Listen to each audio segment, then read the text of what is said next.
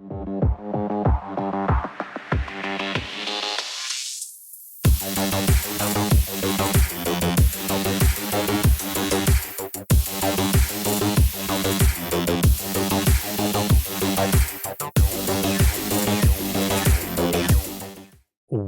to the Minotaur's Maze. Today, I'm joined by someone who goes by the name of Occult Hours on Twitter. Occult, welcome and thank you for joining us. Hi, excited to be here. Brilliant. I mean, with all these esoteric occult type podcasts that I do, I always like to start off with, a brief background about the guest, in this case being you. Like, what was your background before you got involved in the occult, and then what made you get into the occult practices? I've always been fascinated since I was a kid, literally since I was like able to think for myself. I've always been very obsessed with like the paranormal, even though I still get really spooked out. But my religion, or not my religion, but my tradition, in Thai tradition, because I'm Thai, they are very deep rooted in magic, metaphysics, and spirituality, even though most of the people in the entire country, they'll be like, no, we don't do magic. But then they have spirit houses out front of their house. They do offerings every day, They have a bunch of good luck charms in their cars. Like all the taxi drivers have like amulets and talismans in their taxi cars. And so I've just been very fascinated. But I think when I got older, so when I turned 18, that's when I kind of started on my journey and studying like esoterics, whether that was astrology, numerology, law of attraction, little stuff here and there. But basically, there was a lot of things that I did in my life. Like I went to college, I had a job, I did all these things. But for some reason, no matter how hard I worked, no matter how hard I applied myself, things like college, I like to say college dropped out on me. Not like I dropped out. Yeah. So college ended up shutting down. And when that happened, I was working this job and it was at a weed shop at the time, or for a weed company, I guess. And that like it ended up being I ended up hitting like fork in the road. Like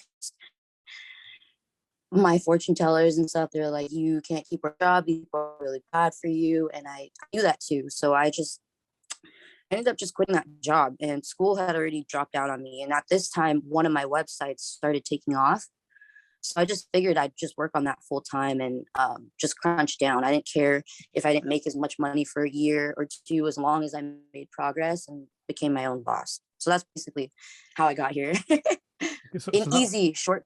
Yeah. So that first website, was that about the occult that took off, or was that about something else and then you transitioned into the occult? Yes. So I had other websites. I mean, I did some drop shipping here and there, but I had a website, Genepool22, and that was where I made like magic mirrors. So I wanted to make magic mirrors for myself at the time, but all the supplies I got were to make like 100 magic mirrors. So since I was making multiple, I figured I'd just list them up on this website and, just make it like a hobby website. I didn't focus on selling or marketing it. And yeah, so it just started taking off. There was like soaps, there was candles, there was magic mirrors, like amulets, talismans, stuff like that I had on that website. Okay, I mean that leads nicely into the next question, because firstly, well, explain what your definition of magic is, and then what is a magic mirror? Like, what does a magic mirror do? Well, I guess magic can be a very broad. There can be a very broad definition for it. I personally say it's magic is a way to bend reality to whatever your desired result or your will is. Now, how to do that, that can be there's a billion different ways to do that. But mainly what I think magic is just how to bend reality to whatever you want it to be. So it can be whether with science, math, whatever, working hard. It can really be anything in everything. Okay, and then just quickly go talk about those magic mirrors? Like, what are they? Yeah.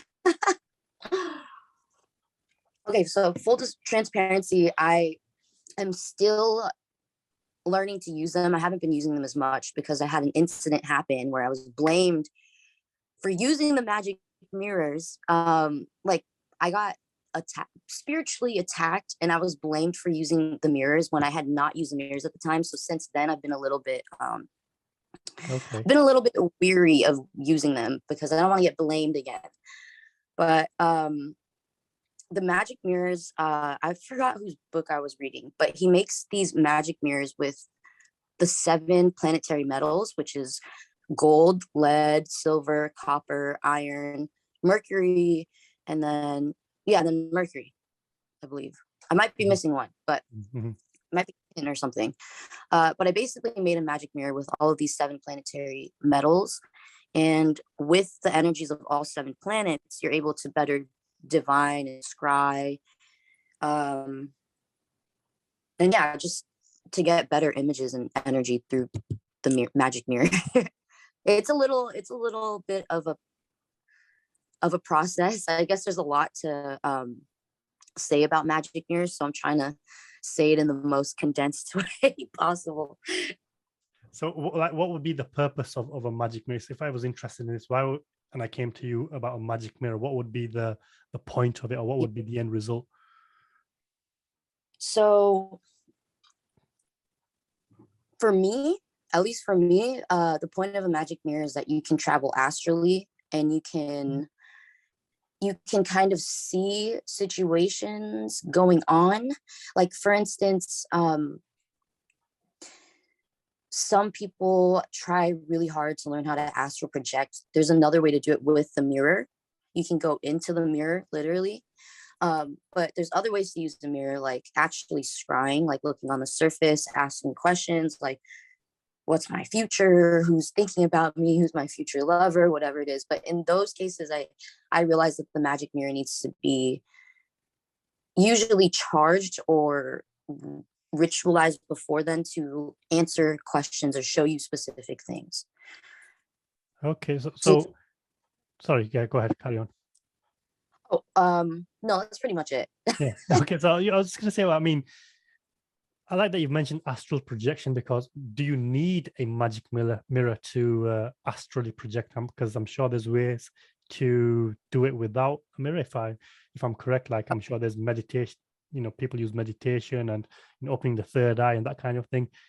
Is a magic mirror necessary for astral projection? Heck no, it is definitely not necessary for astral projection. It definitely adds a different layer, though. I will tell you that.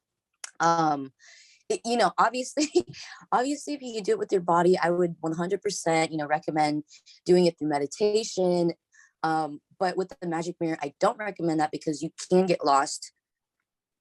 You can get lost. I'll just put it that way. Mm-hmm, mm-hmm. Okay, yeah. I mean, because it's fascinating talking about the definition of magic, because I think you're the third occult person that I've had on the podcast, and the definition is always different.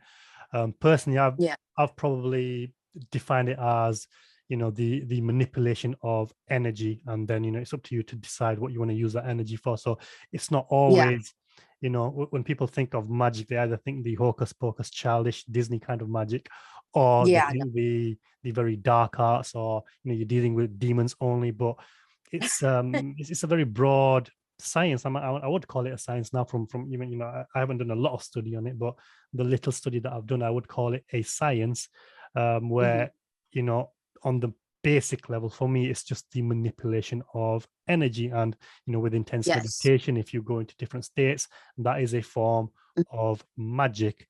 So I suppose this comes down to light magic and black magic. Would you have that dichotomy yourself? Is there a difference, or is it all the same thing? I mean, what was your feeling towards black magic and dark magic and white magic? Yes. This might tick a few people off, but after seeing the realities of what is, like, after seeing different types of magic being exercised on different types of people, especially light and dark, there is no, and especially performing it myself, there is no, like, I don't know there is definitely a light and dark magic, and I definitely would also call it white and black magic. But people always want to get, like it's very controversial calling something black magic now, because people always want to bring race and blah blah blah into it. That's not what it's about. um, to me, Mm-hmm. I think that black magic is magic that has severe consequences. Light magic doesn't really come with any consequences. There's no repercussions, I guess you could say. But black magic, there is always a repercussion. And when you perform it, you have to be seriously protected. And I'm telling you, like, most people are not protected in that area. So, So before you continue, how would you define the difference then between white magic and dark magic? so there's literally there's spells in what I call white magic that I sometimes give people, like the freezer spell. That is white magic. There's literally no repercussions. You don't get any karmic backlash. There's nothing. But say I gave someone another spell with black magic to make them go away, there is definitely repercussions, as in something typically comes back to the caster. I've seen people do black magic and their left eye get like messed up from random situations, like Okay. black eye. Right. So Right. that's one of the really common actual side effects of doing like really, really, really black magic is your left eye gets messed up. Hmm. It's weird. It's very weird. That's just a random observation too. It's not like I don't have any proof yet, but I've definitely noted it from seeing it from my experience. Like two people do a black magic hex and then their left eye, something happens with their left eye. Like that I find interesting. Okay. And is there spirits involved with both, or is it spirits involved with just the dark magic? I think with all magic there's spirits involved. I think people just don't realize it, whether it's your own spirits or the spirits of the plants or whatever ingredients that you're using. There's usually always spirits involved. Mm-hmm, mm-hmm. Okay. And then what then is the I mean, this is kind of a broad question, but for example, when I talk about religions, obviously my religion is Islam. The purpose of Islam and my religion isn't just to follow rules and obey God on this planet. The whole point is to find benefit in those rules for the soul. In other words, everything that I do on this plane is to purify my soul, so that in the next life I'm in a purified, blissful state, which is given the word heaven. Like, what is the purpose, if any, of magic and the dark sciences? I can for sure tell you that it's really up to the user, but for me, I personally think that magic is for self-evolution. It's for helping people. It's for literally the same thing, just learning how to transform your spirit, alchemize, turn lead into gold, and basically, like, sorry, I'm trying to look for the words. You basically want to like elevate and transform your spirit into more like, I grew up with the Buddhist background, so I'm thinking the same thing. You just want to be a good person. You want to have good karma. You want to make sure your spirit is good so that you can, go to quote unquote heaven, nirvana, or whatever it is, the field of reeds, because they say that an unclean spirit or someone with a heavy heart has to be reincarnated, has to come back, has to, live through more trials. Personally, I'm done with the trials. That's also why I'm really into magic and studying magic, because I do want to, I don't want to keep on reincarnating. I guess we could put it that way. Okay, so I mean, on that topic, and obviously you mentioned Buddhism. Do you still practice religion now? Are you religious in any way? Or because what I was surprised about when I spoke to Black Pope, he said he was Christian, and I found that very very strange. That's probably not the right word, but because normally when you Yeah. think of magic, it's kind of opposed to religion, and the Christians or the Muslims, they will see magic as a bad thing, as a sinful thing.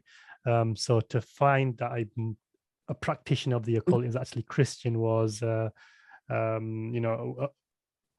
weird for me. So how about yourself? Like, do you have a religious inclination, and Um. how does it fit in with magic? Uh. Oh man, this is a funny one. I grew up Buddhist. I was so pissed at my parents for forcing me out of all of my cousins to always go to temple, always pray, always do that. I was so mad that like at some point I just was like, I'm not going. I don't even believe in this.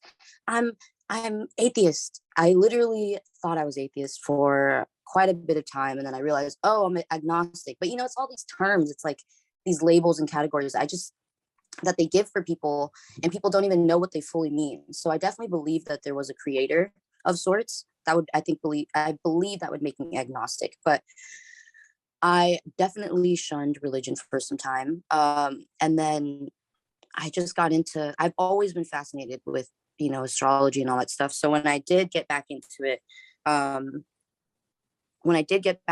I feel like I found my own way of worshiping the gods and following. I don't know how to say. I feel like I try to follow the underlying teachings and lessons, and like all of the common underlying teachings and lessons in all of the religions, which is, be a good person, do good, have faith. I try to do all those things. But I guess my problem with religion is I'm trying to figure out what all of them really are about. There's a hidden history in all of them. And to me, I feel like there's almost ulterior motives in all of them, but the ulterior motives come from the people that have, manipulated and bent the information. So I guess in a way, I'm I'm religious in my own way. I do a lot of magic, so I feel like I have to be. I have to worship the gods. I have to talk to the gods. I have to be. I have to give offerings. Mm-hmm. So you, am I correct in thinking then from what I just said that you believe in many different gods? Yes. Okay, so talk to me about that. Like, you're saying you offer sacrifices, you worship them. Like, how do you worship them? And No I suppose, sacrifices. No sacrifices. um. So basically, when I started getting into this journey, I wasn't sure about the gods. I told myself I wasn't going to work with any spirits. And in my classes, I do the same thing. I'm like, I tell people, if you want to start off working with spirits, especially like a deity, because you feel like they chose you or whatever, right? You're going to be dependent and reliant on that entity for your entire magical career. What you want to do is build yourself up without any spirits or entities, because you don't even know if they're just trying to like woo you, like if they're like, oh yeah, you were perfect, I chose you because of this and this, when really they just want more energy or more souls, right? So that's why I tell people to learn themselves first, and then from there you can start to work with deities and discern which one actually wants to work with you, which one actually has good intentions, whatever.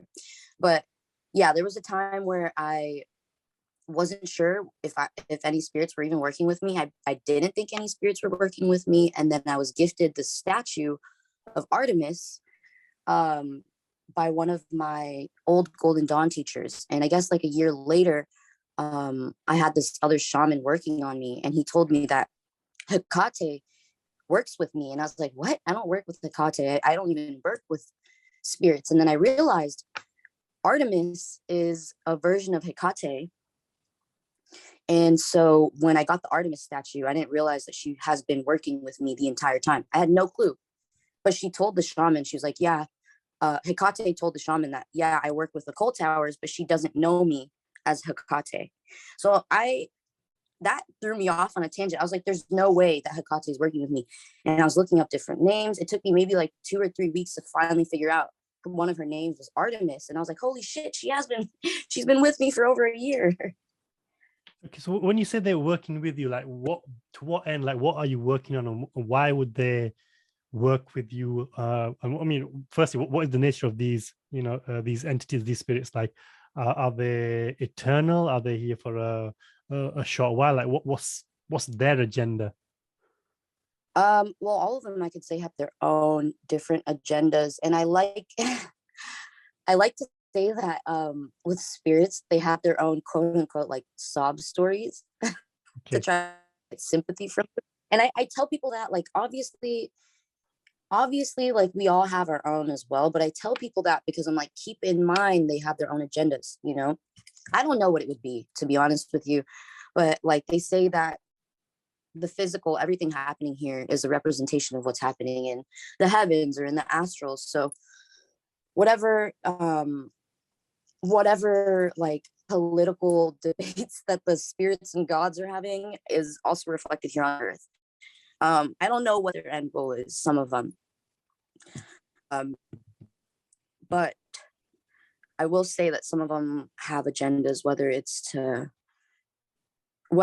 just to have more souls like under them, you know what I mean, more spirits, more people to use to come through, or they genuinely want to help people. I have no clue. But I Okay. tell people to always be weary because they can use you, especially demons. Actually, demons do the best job at doing that. So they will tell you, let me think. Demons always have an agenda. And to me, it's always to control the person, control their soul, and get as much energy as they can out of them. So, you know, demons will always promise good things. They'll promise like elevation. And at first, it might be good. It might be really good working with this demon. But at the end, the demon can cause a bunch of chaos, turmoil, and destruction to keep you renewing your contract or your deals with them, if that makes any sense. Because that is their goal. That is their ulterior motive. Yeah. Okay, that makes sense. I mean, I suppose that makes sense in terms of obviously there's a lot of conspiracy theories out there, and there's a lot of Yeah. speculation about what happens in the Hollywood or celebrity industry, and Mhm. these celebrities sell their soul for fame and fortune. Is there truth Yeah. to that, or is that strictly conspiracy theory? Yeah, I'm out here. I live in Los Angeles. I was born in Hollywood. I I have seen people who aren't even famous, aren't actors, whatever it is. I've seen regular people sell their souls. Right. So yeah, we'll just put it that way. That's definitely not a conspiracy theory. Um and yeah, I'm basically in the belly of the beast. I see a lot of shit. Have seen a lot of shit. Do you want to tell some stories, or is that not? Uh Well, I mean, yeah, I think okay. I'll just give people a hot take on something. I did join the Golden Dawn, or um, basically one of the people who were in the Golden Dawn and the OTO opened up his own shop out here. Decided to teach classes, and I decided to sell my skull candles at his shop. And one day, I just heard him talking about John Dee and Edward Kelly, and I started debating him, like, hey, they died like without much to their name. Like, I don't know this and that. And then he's like, well, I'm teaching classes on it. And I was like, you're teaching classes? I was like, I want to sign up. And he's like, are you sure? It seems like you know too much. And I was like, yeah, because I've never learned in a formal setting. So I would love to freaking go. Um, and at the time I wanted to learn because I wanted to strengthen my arguments against Golden Dawn teachings. So actually, when I joined, I learned that the teachings were pretty solid. And um, the thing is that with the cult and joining groups or working with groups, the issue is usually the leader or someone's ego. So eventually, the teacher wanted to turn the order into a coven. In the middle of him turning everything into a coven, he asked for all of our hair, our nail clippings, our measurements, like all that stuff. And everybody in the class was like, what the, like, hell no, we're not doing it. Like, we're not doing it. Me being the only experienced witch, and then someone else being at least well protected, her and we didn't fall for it. Like, everybody said no, right? But then the teacher went and did a blood binding on the entire coven, and a blood binding as in he bound us all to him energetically, and then did a sweetening spell on everybody. So the next time that we went in there, me and my friend that is protected, everybody was changed. Everybody all of a sudden was willing to give their hair, their nail clippings, were suddenly totally agreeable with the teacher. And and the teacher is a very manipulative person. He even said he wanted a cult. Like he literally said he wanted a cult. So anyways, that being said, I basically decided to leave the group. I obviously didn't say that, but I was like, hey, I already know witchcraft. Like I came here to learn high magic and Golden Dawn stuff, so I want to leave. I'm glad I left because I found out that the final initiation was an orgy with everybody. Oh, okay. Wow. Yeah. To connect everybody together. So that's just one of the crazy stories. Okay. Wow. So yeah, I mean, obviously you hear lots of stories, and then I suppose you got them films. I forgot what the film's called, that Tom Cruise and where I think they Yeah. do the dark arts and stuff like that. And then you obviously you've got Hollywood directors that are known predators. And I suppose is the, They're is there low truth budget. to is there truth to the child sacrifices, or is that more conspiracy theory? Um, Funny enough, hanging out with some of the people that I've hung out with out here, they are they definitely are on the same page as me. There's big people like in the industry that I have talked to, hung out with, and they are on the same boat with like a lot of conspiracy theories. I guess we'll put it that way. I don't know if they've experienced child sacrifice per se, but they definitely believe that bigger celebrities are doing that. Bigger celebrities, politicians, the government. Yeah. Okay. So that's pretty Okay. what I will leave it at. No worries. I mean, related to that point, I mean, there's another theory out there that some of these movies and some of these concert performances, they're not just entertainment; they're occult practices, they're ceremonies. Is there any truth to that, or again, is that in the realm of conspiracy theory? I personally think it is like with the bigger shows for sure there is, and I've seen people out here to really coordinate their shows like down to every minute little detail, like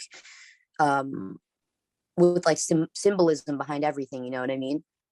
But some people, I'm not sure. Like I wouldn't totally discredit that some of them are just like they look like rituals, Mhm. but I definitely think a lot of them could be and are rituals. I I don't have any connection, I guess you could say, that have like proven that to me yet. It Okay. definitely is suspicious.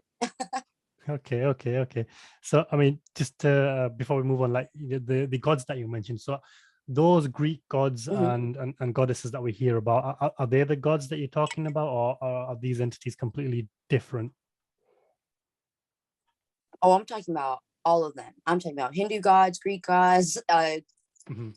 what are they? The Orishas. I'm talking about all of them, the Egyptian gods. So, I believe they're all like technically. were these people once upon a time, or were they physical beings once upon a time, and now it's their spirits and souls you're dealing with, or were they always a spirit entity? Like, what is the nature? Um, so basically, like with saints, for instance, especially in like Christian Catholic tradition, there's a lot of saints, and they have their own history behind them. Like certain saints, they say existed during time and helped people or like fed children, whatever it is. But there's no actual proof of them being alive at that time or anything like that. And then those gods, specifically the ones that I'm talking about, like from Christian traditions, the saints, actually have ties and connection to Rishas, and which are basically like African based gods, African tradition based gods, I believe. I forget like the original name for them, but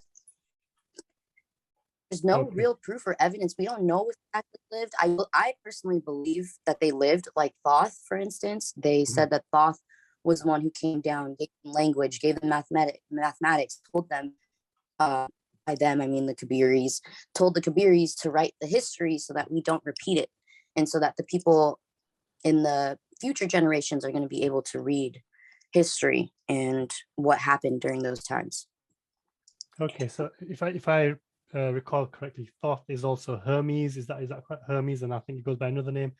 And Yes. yeah, I mean, I find that interesting because I read a book a while ago. I mean, I did reread it a few days ago. Started to reread it again a few days ago. The Kybalion. I don't know if you heard of that book. Yes, of course. The Yeah, of course. Kabbalion. Okay, of course. So, I mean, I read this book. I mean, it was about 10, 15 years ago, and I had a PDF document at the time. And I started it again a few days ago. I got the physical copy. Like, so obviously that talks about 7 principles, or the 7 hermetic principles. Is that magic Yeah. then, or is it because they didn't really talk about spirits in there, or anything like that? It was No. more philosophical concepts, and then a way to live your life. So does that fall under the type of magic that you deal with, or is that a different philosophy altogether? Yeah. So I think the Kabbalion is actually a very good, like a very good summary of the laws that you have to work with as a magician, or the laws of the universe, the natural laws, whatever you want to call them. Yeah, like the law of cause and effect, the polarity thing. That's definitely totally 100% along the lines of what I would use in my practice. That's why I think the Kabbalion is one of the most recommended books to people who are starting on this path, or who want to get into spirituality, metaphysics, magic, law of attraction, and so on. Brilliant. Yeah, I just want to apologize for the technical difficulties I'm having with the with the camera, but hopefully it should be okay now. Yeah. Okay, so what are some of the services that what do you do yourself? And obviously you've mentioned that you're a witch now. I'm sure there's a lot of people that will have heard that and be like, well, what the hell's going on here? But Yeah. witches still exist. So they're not a thing of the Yeah. past. Witches still exist. So what, as a witch, what do you do, and what are some of the services that you offer? Okay. So I do a lot of things. I do readings. I offer candles, like spell candles, magic candles, because I prefer people to do it themselves. And obviously the candles are cheaper. But as I've continued this, a lot of people are like, I'll buy the candle, but can you burn it for me? And I'm like, shit, that's counterintuitive to what I started, offering them for. But I basically prefer to cleanse and heal people. But since, I am still a growing magician, I offer other services because I need to know how they work. I need to be able to keep my skills sharp in all different categories of magic. So whether that's love, whether that is money, success, and of course some of the bad things, but I don't take everybody's case. So when it comes to all of the spell work, I don't take everybody's case. It has to be one, good, well-intentioned, and two, there has to be a good reason. And of course, I am vaguely talking about doing bad magic and love spells. And I, like ideally in a perfect world, I wouldn't have to do it. I wouldn't have to exercise those skills. But I have learned since getting into this field that there are reasons, and there are times where it feels very much necessary to do so, and that it actually has helped in certain circumstances. So I offer everything: healing, cleansing, love, money, success. I've had so many weird requests. Even people like, hey, can you help me get to Greece in time because my job never wants to give me a day off, blah, blah, blah. So then I go in and I figure out how to get them a day off, in a small amount of time. Stuff like that. It's all sorts of things. So when you say love, like what do you mean by love? Like, do you put love spells on people? So somebody who's doesn't care for another person, and that person comes to you and says, "Can you make that person fall in love with me?" Is that what you mean? Yes, but I don't take every case. Actually, a lot of the people who come to me for love spells can tend to be overly neurotic, and when they're like that, I totally turn away from them, because I'm like, okay, this is too much. This is not healthy for them, or for this other person. But usually the cases I take are something like it's like stuff like my baby daddy is cheating on me with this girl. Da, da, da. I'm like, okay, I understand. This person has a family. They can't, they are suffering, the kid's suffering, like, stuff like that. That's when I'm like, okay, I will take on this case. I'll do the love spell. Let's figure it out. Okay. That's you. Mhm. Okay. So do you have any ethical and moral considerations then when you do stuff like that? Because obviously you're messing with people who, if they don't have feelings for somebody, you're creating those feelings. Does Yeah. that ever, take place in your mind? Do you have that conversation with yourself, and how do you deal with it? Oh yeah. 100%. When you talk to me about one of my biggest challenges and obstacles, it's myself. It's my own, I have to feel okay doing it. If I don't feel okay doing it, I don't do it. I try my best not to do it. I've learned a lot of lessons from doing things I didn't want to do. One, because I'm being like trying to be as transparent as I can too, because a lot of people I think in this field will lie to you or try to make excuses for why they did something bad or da da da. I've done some shit that I probably shouldn't have done. And some people try to make excuses for themselves, like that was justified, this and this and that, and blah, blah, blah. But I would say that, I try to stick to a strong ethic and moral code because it does matter. I personally believe that if you want to be a powerful magician, you need to be in control of your feelings. You need to have a strong ethic and moral code that you stand by and you stick to. And you just have to you have to do the right thing and be honest. And I try to do that. So yeah, I do stick to a strong ethic and moral code. I try not to hurt people. And I try not to do what is not meant to be. So usually before I do any work on people, like if I'm doing like actual spell work, say it's love or hex, I try to do readings to see if this is okay.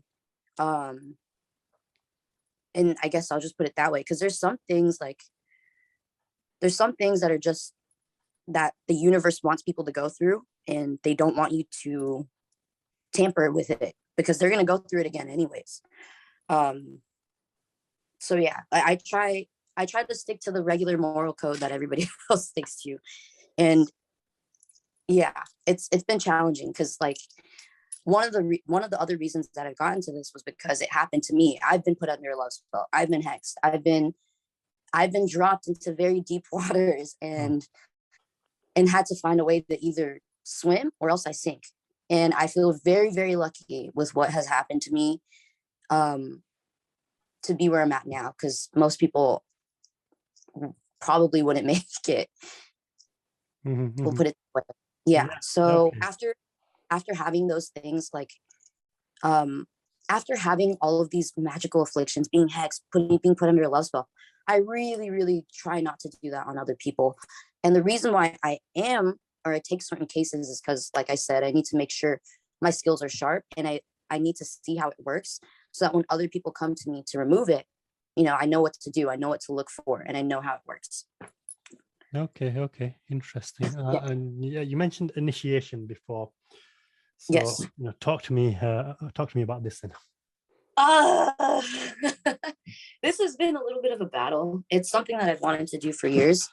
It's initiation into the Palomayombe current, which would make me a Palero. So before you continue, like for those of us that yeah. don't understand the jargon, what does that mean? Like, what are you talking about then? Palomayombe is a African Congo tradition that is similar to, I believe they call it Carioche, which is technically Santeria or working with the Orishas, but they're actually different. So Palomayombe specifically works with the spirits of the dead. So in a way, it's necromancy. And that's mainly why I really wanted to get into it. Wow, okay. So why? It's a necromancy path. Yeah.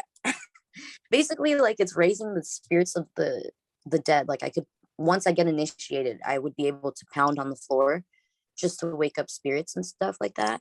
Mm-hmm. And I really wanted to work with, I really have always been fascinated with spirits, like I've said. So I really wanted to work with them, but I have been building myself up, as a witch first before I just dive into that. There's been a lot of going back and forth in my head though on it.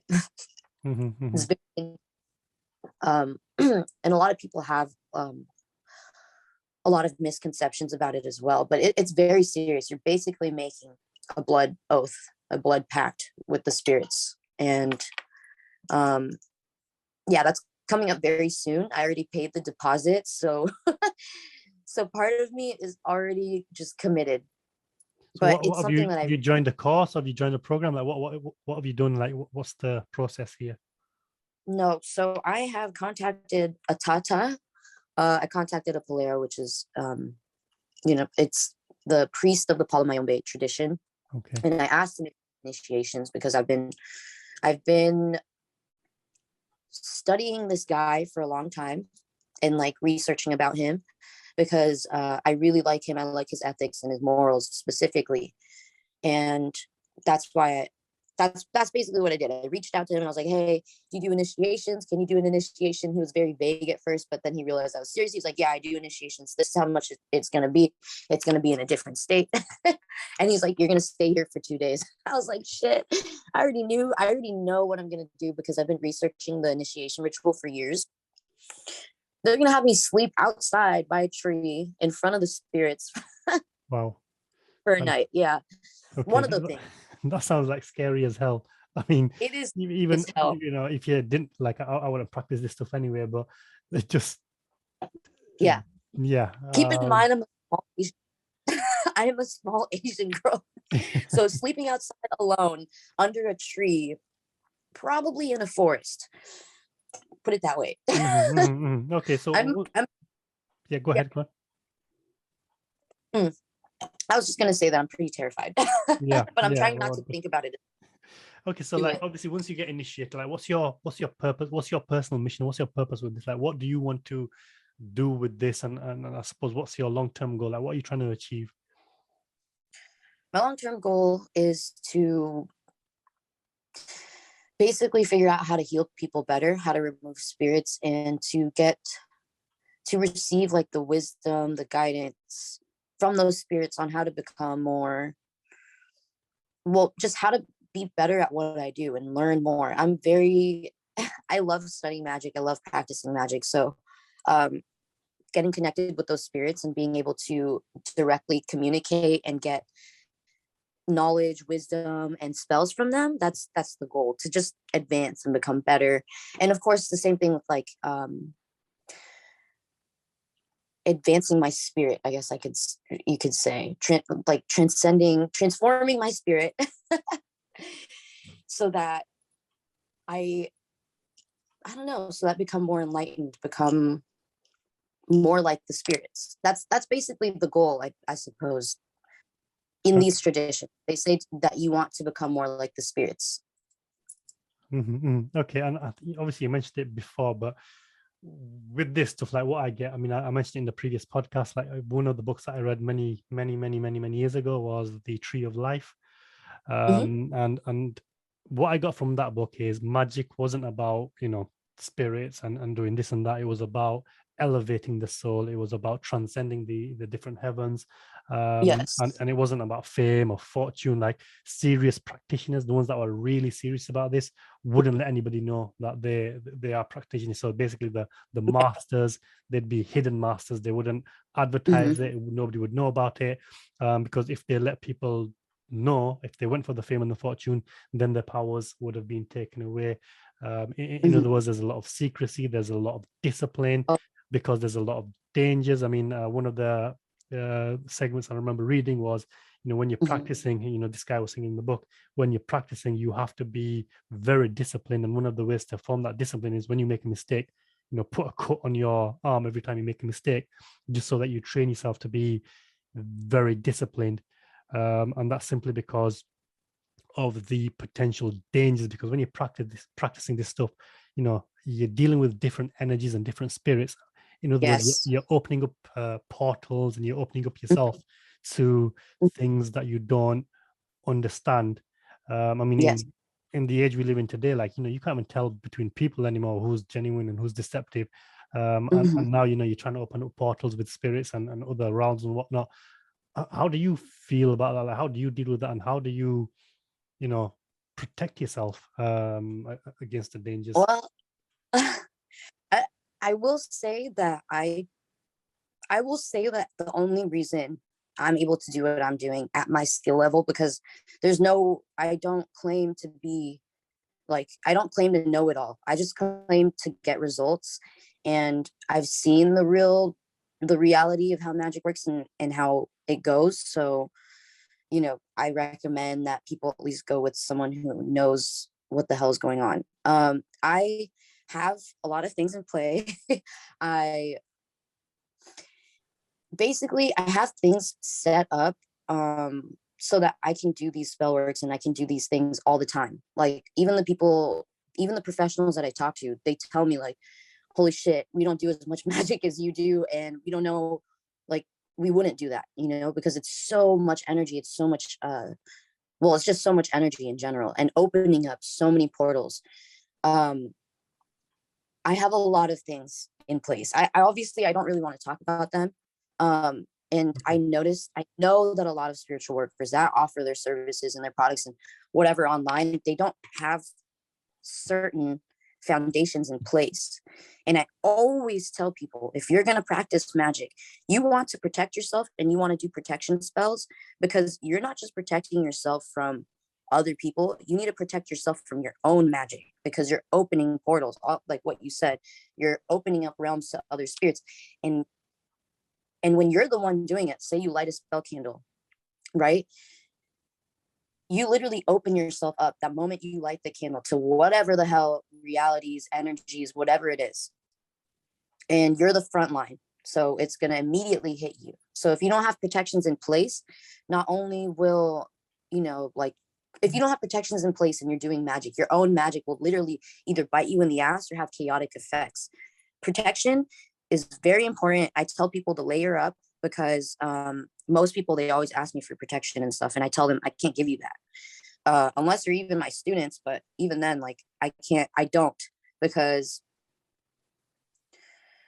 that is a secret that I understand why it's kept the way it's kept. And I just tell people, whatever protection spells you find, just layer up, just layer up. That's the best I can tell them. Um, People don't realize that when you're not protected, your magic doesn't even work properly. Like, it'll, like, say I do like a money spell. What ends up happening is, like, I get the money, but then I trip the moment I get the money, like something random. There's always some random stuff that happens if you're not protected. And I have a lot of protection in place. And I'll just leave it at that. Okay, no, fair enough. So I mean, when Yes. you talk about obviously these money spells, like, is this the law of attraction or the seven universal laws, or is this something different to that?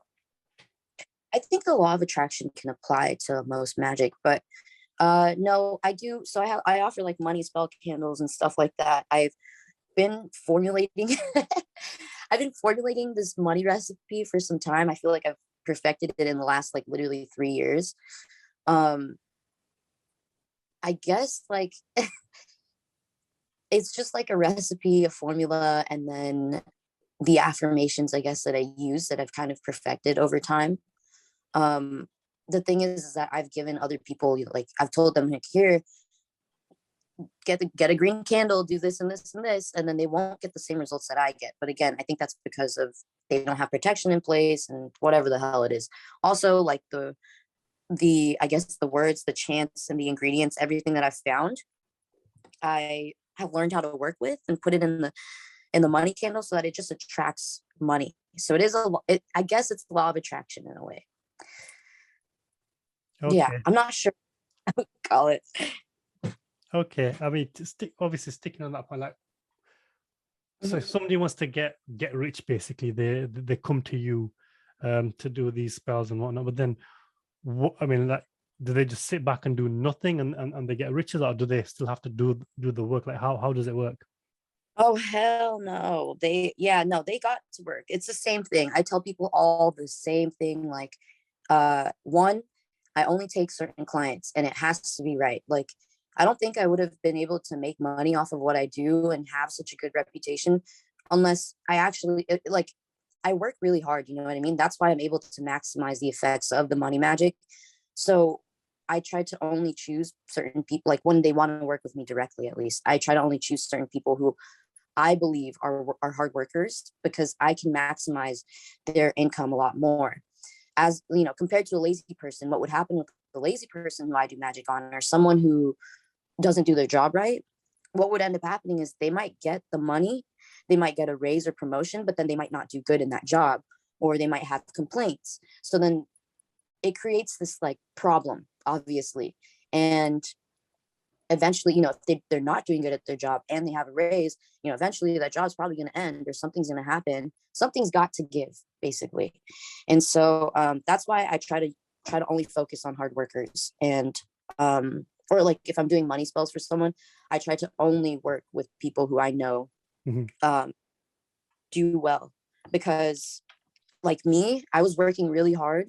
I was working really, really hard, and it felt crazy. Like at like a few years back, it's like no matter how much money I freaking made, I was never able to hold it in my hands. I was never able to keep it. No matter how good of a worker I was never able to move up. So what I did is just start using magic. And that's when, you know, opportunities and a lot of things opened up. And it's not because of just the magic alone, but it's because of my hard work. Mhm, mhm. Yeah, no, that makes sense. So, I mean, just to play devil's advocate here, then. So, the people Yeah. that obviously don't believe in this kind of stuff, and you know, Yeah. they scoff at it, they scorn at it. Mhm. Their argument on hearing something like that would be, well, if these people are going to be working hard anyway, that hard work would bring the riches. So why do they need somebody like you to cast a spell? So let me explain. I have a client. I'm gonna redact as much info as Yeah, possible because I know she really doesn't want to be known. of course. But Yeah. I have a client who has been working so hard for so many years. When she came to me, she's like, I don't know why I don't get as many clients here or that. Like, I don't know why I don't get as many clients when I work harder than everybody on this floor. Like, I haven't been able to get noticed by my bosses. I haven't got blah, blah, blah, blah. I literally just started working on her maybe 2 months ago. And now she already has the main bosses, three main bosses of her entire workplace have now um, stuck their neck out for her, recommended her for this huge promotion, and she's finally getting like recognition and praise from those bosses when she's like for literally years hasn't gotten it and feels like, you know, why am I working so hard and not moving up, blah blah blah. I'm like, dude, I understand you, I can help you. Thank God. So what changed there? So like, obviously, did you change her psychology, or did you change the energy of the boss? Like, what did you do to make that No, happen? I changed her energy. That's funny you asked like this separate. Like I changed her energy, specifically put good luck magic on her. I put like like I guess I don't really have names for these things, but I'll explain what I did. So I put I put like success, crown of success and victory on her. I put radiance on her, like solar energy, so that she shines like a spotlight, like, oh, she's the star, you know, or like, oh, she's doing really good. So what happens is that if she's already been doing really good, it makes it more noticeable to people around her. They're like, oh wait, I see her doing this, or I see her doing this. And then, you know, that's like she basically gets attention and then attracts like good luck, good energy, promotions, money. I basically change their frequency and their Mhm, energy. mhm, mhm, mhm. So, Yeah. so again, from a strictly devil's advocate point of view, like what is the difference then between you and a psychologist, or these days you've got a lot of coaches, that NLP practitioners or hypnotherapists Mhm. who talk about, you know, we'll help you clear your mental blockages, we'll help you clear your energies. What is the Mhm. difference between them and what you do, or is it just a different method? Yeah, it's a different method. I mean, it's not even a different method. Like I don't NLP people who do NLP have to talk to their client and work on them while they're talking to them. I just ask my client what's going on and then I disappear. I do my magical act and then I come back and then I'm like, how do you feel? And then, yeah, so from there they from there it's always a difference. Um there are like very few people who are like, I don't know if I'm feeling something. And I think that's mostly because they're like not very aware of themselves. So there's been times where I do the cleansing on myself, and I've done it so many times where I'm like, is it working? And then like a few days later, like a bunch of stuff will happen. I'm like, oh shit, it's working. Because one of the things that happens with my cleanings is that you get free stuff. Like you receive free stuff, whatever it is, whether it's food. Like the other day, I actually was given lotion. I was like, what is this? And I knew that it was from the magic. Oh, and I was given heels. I was like, what? My friend's like, hey, I have heels. I was like, what? But yeah, it's just random stuff. Like obviously at the end of the day, there's no proof. There's like no way I can prove it yet other than statistical data. Okay. Okay. So in short, really, what you're doing is you're cleaning people's energy, Yes. and then they're going around, obviously with a lot more confidence, with a lot less blockages, Mhm. and as a result, things are happening because of that. Yeah, a lot of people actually just carry negative energies with them from throughout their lives, and that's basically what I'm cleaning off. Is like all those arguments you got with your parents, and when you're like in elementary school, all of that can sometimes, be the people sometimes carry that with them, and so I kind of try to just remove all the negative energies that are stagnant and don't serve them anymore, so Mhm. that they can open themselves up to more. And this doesn't involve spirits or anything. This is just purely energy Um, work, or does it involve spirit? uh, Honestly, like I've said before, I believe that spirits are always working with us. And Okay. uh that might just be me because I'm a witch though. I don't know if I don't know. I truly believe that there's always spirits there when you do magic, which is weird. It's weird to think about, even for Mhm. me.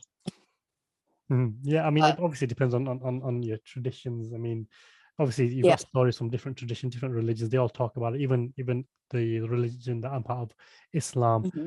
um, uh, magic is it's impermissible. So we're not allowed to practice magic. It's what they call haram, but it does exist. And one of the beings mentioned in the Quran, and which is quite popular in the Islamic tradition, are jinns. I mean, Yes. do you know much about jinns? Like, are they demons or are they different? Like, what's Jinns your take? are different. I believe, if I remember correctly, I think jinns are one of the other entities that received free will. Is that correct? I feel like you would know. Yeah, I mean, jinns basically, yeah. So you've got good jinns and you've got bad jinns. So just like humans, there's good jinns, there's bad jinns. But again, like us, they're forbidden to communicate with us. But obviously, the bad jinns, like the bad people, they communicate with each other. They make pacts, Mhm. and then obviously they manipulate reality and manipulate energy. But yeah, so yeah, I the only difference is the description for them is that they're made out of smokeless fire, which people have equated that with being electricity. Ultimately, they're beings that we can't see, and like I said, we can't interact with. So you have to do certain rituals, certain Yeah. practices to basically communicate with them. And then obviously, this is the typical, they can possess your bodies, and people go Yeah. crazy. Oh yeah. Again, obviously, if you're not protected, obviously this is why it's outlawed, because you're dealing with things that you can't control, or Yeah. very few people can control. So it's better just to stay away rather than put yourself through that danger. And yeah, so basically that's I mean, I'm not very knowledgeable about jinns, but that's the limited knowledge that I do have of them. Yeah, I definitely have some experience with them. I definitely know some rituals on how to call them, but I wouldn't because, you know, exorcising demons or banishing them is one thing. Mhm. Jinn is a whole other mess. It's not the same. Um, it's not the same at all. Like banishing a demon, I think might be easier than banishing a jinn. Okay, okay, Yeah, interesting. so So what's the difference both. then? What is a demon then? Uh, well, I believe that there are other entities that weren't given free will. Uh, Okay, okay. and they're very low vibrational entities that have a lot of power. I guess it's highly debated what they are, but I guess what I will say that they are is it goes back to like Kabbalistic teachings. They're like Klipothic beings, which let me see. Klipoth being like the other side of the tree of life, the evil side, the dangerous side. Um, it's basically the Klippoth is like representation of evil and impure spiritual forces in Jewish mysticism. So to me, demons are like low vibrational. I guess they're evil in a way, but Hmm. Hmm. some people debate that. And if they, in those types of debates where they're like, they're not evil, they're not bad, or they're not good and they're not bad. To me, I say that, okay, fine, they're not good, they're not bad, but they're destructive. That's what they thrive on. That's what they use. They use destruction as a way to get results. And that's not a very Hmm. Hmm. Yeah. way to do anything. Yeah. Okay. I mean, I'm conscious of the time, so I want to wrap up. But before I do, like, I just Yeah. want to get your thoughts on what you think about Horus. So obviously, Horus was an Egyptian god, Osiris, the sun god, or whatever. Like, Hmm. what's your opinion on, do people communicate with Horus? Like, is that an entity that you do magic with, or is that just a mythical creature? Like, what is your view of Horus? I think Horus relates to other Horus, Osiris, and Isis. They're said to represent like the Holy Trinity in multiple different religions. Horus is definitely an entity. He's definitely a god. You know what? I actually haven't met too many people that have worked with him, but in the Golden Dawn, they use a lot of Egyptian gods, specifically Horus. And he's like the golden child. And he's also someone um, who represents that silence is golden, which is weird in the Golden Dawn tradition.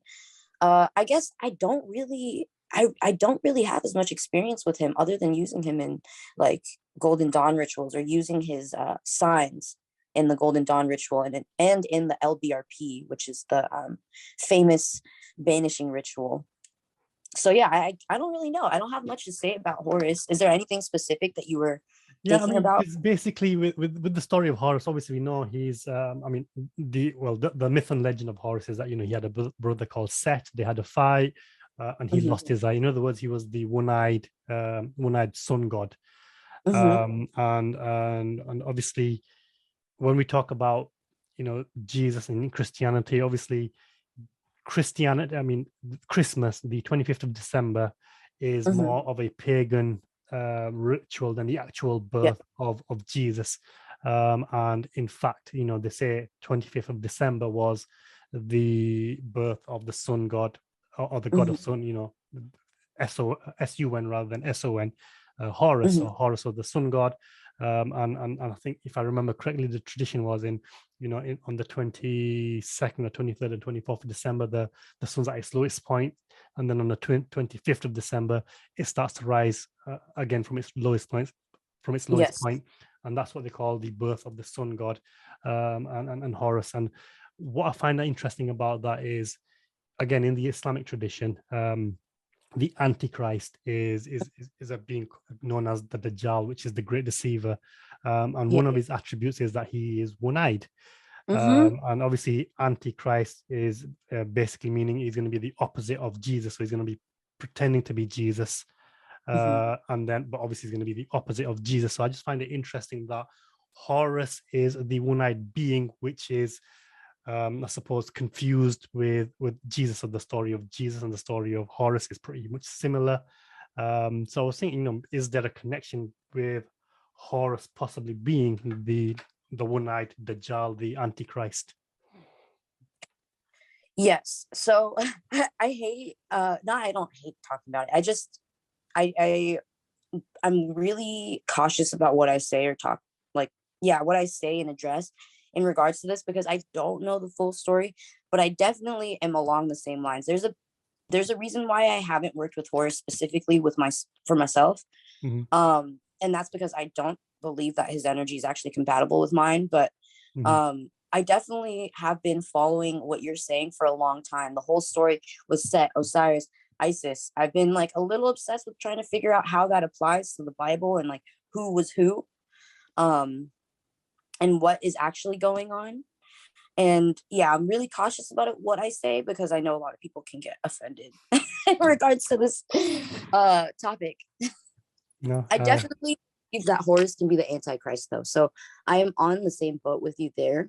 I actually had no idea that I forgot that the Dodgel. I don't know enough about the Okay. Islamic tradition. But Yeah. that, when you told me that in the tweet the other day about Dajjal having one eye, I was like, I definitely want to learn more. I definitely need to hear more, because that reminds me of Sauron. Yeah. Yeah. I mean, I made a video about that a while ago, because I speculation, but the Lord of the Rings is kind of like a symbolic representation. So again, for the end times in Islam, so you've got Dajjal, the one-eyed evil being. But before the Dajjal, there's the Imam Mahdi, who's going to be the rightly guided being that's going to help the Muslims, which is I suppose can be the equivalent of Gandalf. And Yeah. then you got the return of the king. Obviously, in the movie, that's Aragon, but the return of the king in real life is Jesus. So, what a lot of people don't realize is it's not just Christians that believe in the return of Jesus. Muslims also believe in the return of Jesus. And then obviously you got the angels and the demons and the jinn, and that's represented by the orcs and the Legolas and them guys in the movie. So.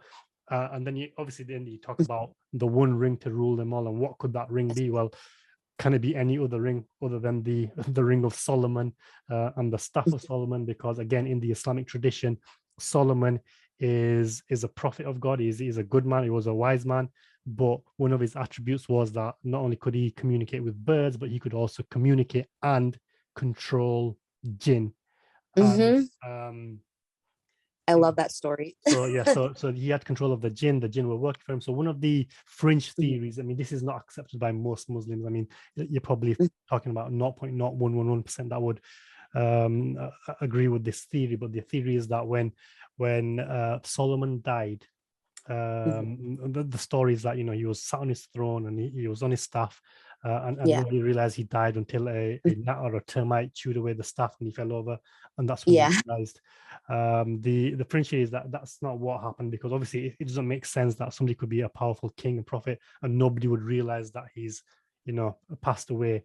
So the fringe is that there was some kind of illusion involved. The staff was in fact a wand, and it was the Antichrist, the Dajjal, or Horus, or whoever, that basically gave the illusion that Solomon was still alive. So they were impersonating to be Solomon, so that the jinn that were under Solomon's rule still believed Solomon was still alive, so that they could then use the jinn to carry on the works that they want to do. Obviously, it's a deep topic. I mean, I did put a few tweets about it a while ago, but yeah, I mean, I find that stuff interesting, obviously because of my Islamic background, but and obviously because of the times we're living in right now. I mean, a lot of people are talking about maybe in the end times, or the Great Reset, or the Great Awakening, and this kind of stuff just is all the more interesting to me. Very. I actually didn't realize that the Lord of the Rings, or the ring, could be Solomon's ring. And that's funny. I always thought something was so weird with that story, where it's like, how did they not notice he was dead? Yeah. If he's sitting there for. Yeah, I'm definitely going to look into that now. Yeah, definitely. I mean, again, the time's absolutely flown. I mean, as it always does with these interviews. So I want to thank you for your time. Thank you for coming on. Before we sign off, do you have a final message, and how can people contact you? And feel free to promote yourself. Well, thank you for having me on the show. I run two websites, occulthours.com and genepool22.com. You can find those in the link in my bio on Twitter. And other than that, yeah, I mean, if anybody has any questions or any services that they want, I'm open to all of it. And I do readings as well. But yeah, that's pretty much it. Thank you so much for having me. I had a lot of fun. Me too. Yeah, just for the viewers, I will drop the links to some of those links in the comments in the description below. Hope you enjoyed the episode. I certainly did. Once again, Occult, thank you for being here. As for the viewer, I will see you in the next episode. Take care now. Bye-bye.